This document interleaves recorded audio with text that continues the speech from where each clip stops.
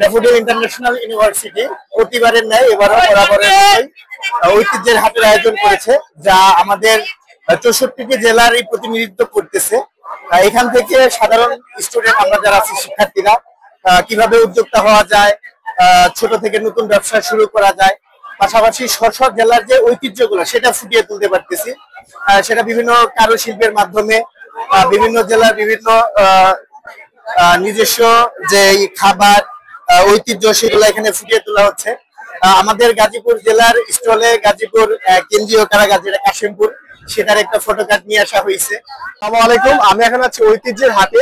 এখানে পুরো বাংলাদেশের এক টুকরা প্রতিটা জেলার অংশ আপনারা এখানে পাবেন। পুরো বাংলাদেশের একটা প্রতিনিধিত্ব করে এই ঐতিহ্যের হাট।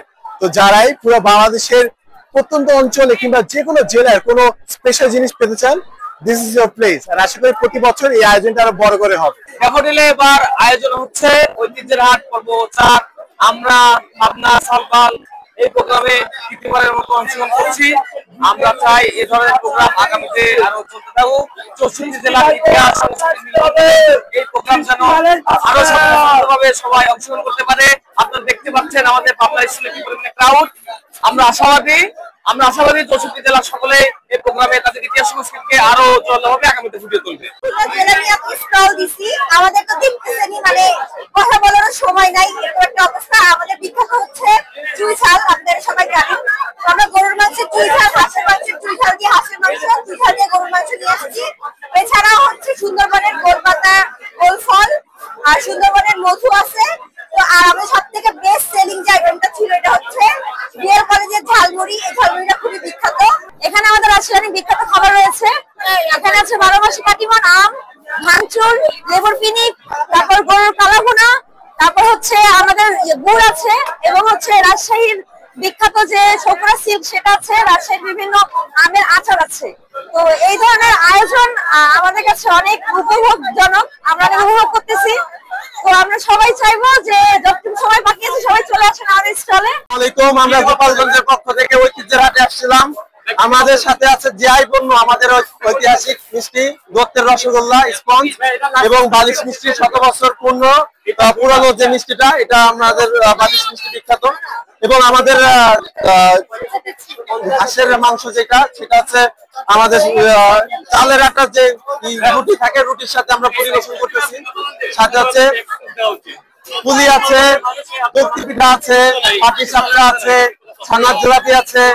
অনেক বড় একটা অপরচুনিটি যে আমরা ড্যাফোডিলে নাটোরের ঐতিহ্যগুলো তুলে ধরতে পারছি। আমাদের নাটোরের ঐতিহ্যবাহী কাঁচাগোল্লা, তারপরে আমাদের দুধছড়া আছে, সন্দেশ, ছানার জিলাপি, তারপরে আমাদের নাটোরের কুমড়া বড়ি, এগুলো সব সমৃদ্ধ করার চেষ্টা করছি। অনুভূতি দারুণ। মাখন যদি আপনারা হেনাম দোকানে মাখন খাওয়ান খেয়ে যাবেন, নাইলে কিন্তু পুরো একবার লটিয়ে দেবে আপনাকে। তেহারি আছে, বিউটি লাচ্ছি আছে, আর অনেক কিছু আছে। আপনারা কি খাবেন, গরু, মুরগি, খাসি সবই আছে।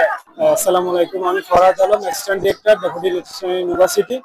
আজকে যে আপনারা দেখছেন যে ঐতিহ্যের হাট, আসলে এখানে 64 জেলার মানুষজন, আমাদের যে স্টুডেন্টরা, তাদের যে ট্রেডিশনাল বা ঐতিহ্য ফুড গুলো নিয়ে বসটা সাজিয়ে বসছে। তো এখানে আসলে হয়েছে কি, আমি এসে দেখছি খুব অবাকে যে আমাদের বাচ্চা কাচ্চা তাদের সাথে তাদের গার্জিয়ানকেও নিয়ে এসছে আসলে এটা দেখার জন্য। তারা তাদের যে ডিস্ট্রিক্টের বাইরে অন্য জেলার যে বিভিন্ন ধরনের মুখরোচক খাবারগুলো তারা পরখ করে দেখছে।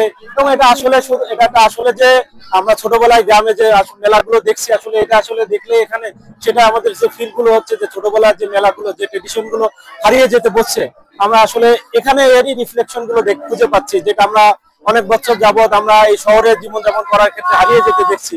বাট সেখানে এই মিলন মেলার মাধ্যমে আমাদের যে ছোটবেলার 90 দশকের যে ঐতিহ্যগুলো ছিল, আমরা সেইগুলো এখানে ফিরে এসে দেখছি। রঘুপুরের রসমালাই, জলযোগের স্পঞ্জ, মৃৎশিল্প এবং খাদি পাঞ্জাবি, শাল, কুর্তি, এগুলো। ইলিশ মাছ, পায়রা নদীর ইলিশ মাছ, লাতাভাত, তারপর মিজানের মিষ্টি, রসগোল্লা, রসমালাই, শিবগঞ্জের আদি চমচম। এখানে আমাদের লাইভ কালারুটি চলতেছে পিছনে। এখানে দম মিষ্টি আছে। আজকে জব্বের বেচা কিনা, জব্বের কেন আনছি, সিলেটের সাফাত আনছি, সাথে মনুপুরি শাল আছে, শাড়ি আছে, তাতে মনে করি ব্যাগ আছে এই আর আমাদের খাওয়ানোর যেটা আছে এটা সবচেয়ে শিখেছি হচ্ছে টাঙ্গাইলের মধুপুরে, যেখানে সবচেয়ে বেশি মিষ্টি এবং সুস্বাদু আনারস উৎপাদিত হয়, আপনারা সবাই জানেন। আর আজকে আমি আমার এলাকাকে রিপ্রেজেন্ট করতে এসেছি আনারসের ব্যাপারে। আপনারা দেখছেন আমি নিজে আনারস করে খাওয়াচ্ছি।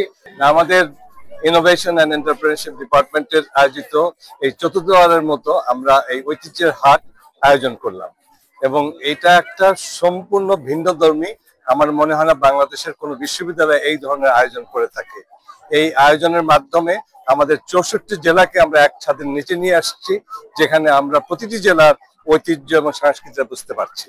তো এতে আমাদের ছাত্রছাত্রীদের শুধুমাত্র ব্যবসায়িক চিন্তাধারা না, তার সাথে আমাদের নিজস্ব ঐতিহ্যগুলো সম্পর্কে জানতে পারি।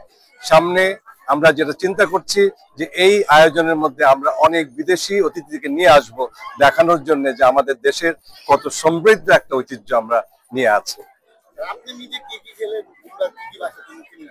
আমি বিভিন্ন, বিশেষ করে মিষ্টি জাতীয় জিনিসই বাংলাদেশের তো একটা ঐতিহ্য, এটা আমরা যে কোনো খুশির সময় মিষ্টি বিতরণ করে থাকি। কাজে মিষ্টি জাতীয় জিনিসই আমার কাছে বেশি পেয়েছি। নাটোরের সেই রসগদম, তারপরে পাবনার কি বলে প্যারা, তারপরে বিভিন্ন জাতের জিনিস। এবং আমার ওয়াইফ তো শেষ পর্যন্ত একটা শাড়িও কিনলেন, তাই তো? কোথাকার ছিল সে শাড়িটা? কাঁথা স্ট্রিট। এটা সো আছে, অনেক ধরনের জিনিস আছে খাবারের প্রশ্ন, এবং জিনিসগুলো আমাদের কাছে বেশ ভালো লেগেছে। প্রতিটি স্টলই যেন একটা নতুন একটা দেশ, সেই 64টা দেশ মিলে আমাদের বাংলাদেশ। আমার বড় মেয়ে এখানে পড়াশোনা করে, তাদের ডিপার্টমেন্টের আয়োজনে এখানে এই অনুষ্ঠানটা ঐতিহ্যবাহী হাটটা হচ্ছে, যার কারণে আমাদেরকে ইনভাইট করছে। আমি আমার ওয়াইফ এবং আমার ছোট মেয়েকে নিয়ে দেখতে আসলাম, আমার থেকে খুবই ভালো লাগছে। আমি অনেক এক্সাইটেড ছিলাম মেলা আসবো দেখে। আর মেলায় এসে আমি নাগরদোলা চলছে, অনেক মিষ্টি খেয়েছে, অনেক কিছু করেছে, আর এটা আমার ফ্রেন্ড।